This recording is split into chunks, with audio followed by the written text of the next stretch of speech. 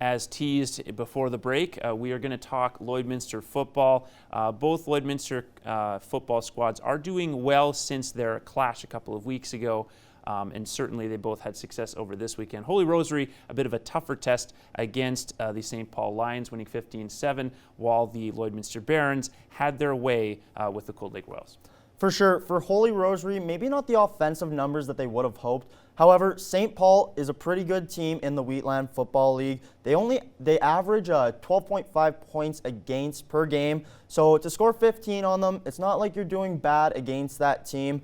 And for the comp, obviously great offensive numbers. And on defense, they did a really good job of getting at the quarterback, getting lots of sacks in there.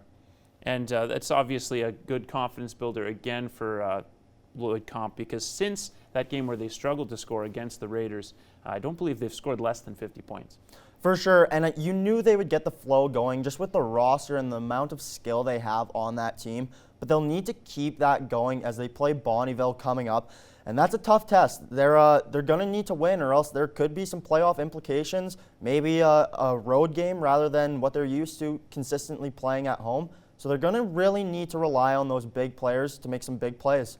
Indeed, it's been nearly a decade since you've seen Lloydminster teams play on the road prior to that Wheatland final where they'd face each other. Of course, Bonnyville sitting tied with Holy Rosary at 3-0, and you also have a very talented offensive side there. So really the key for the Barons will be playing good defensively now that their offense is rolling.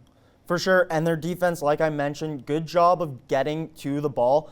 They didn't cause any turnovers in that game, which I don't want to call it worrisome, but when you turn the ball over twice, those aren't the numbers that you are looking for out of your defense.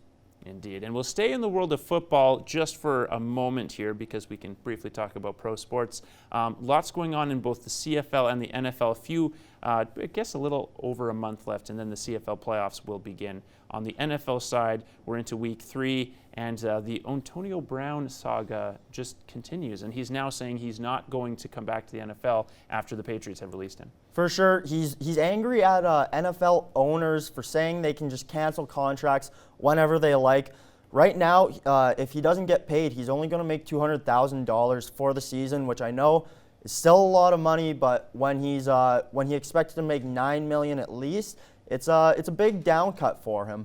And when you consider what he had with a contract going into the season with the Oakland Raiders, I believe that's now almost $45 that he has passed up essentially by being cut by both teams. For sure, and I mean, I know he's putting blame on owners, but you got to take some of the blame on yourself. When you ask for a trade over Instagram, I feel like that just sets the season up for a downhill spiral. And obviously you have the off-field concerns with Antonio Brown in particular, with another accuser coming forward, and he then was apparently in contact with this alleged accuser. And it seems that's where the Patriots decided to say, you know what, we don't need to have this distraction in the locker room, which is saying something considering the Patriots have taken on everyone when it comes to lost causes in the NFL. For sure, the Patriots sort of seem like the center of attention when it comes to allegations and whatnot. So for Bill Belichick to be saying, "Nuh-uh, we don't want you," it's a bit of an eye-opener. Indeed it is. We'll have more for you next week, but first enjoy the rest of the cast on Primetime.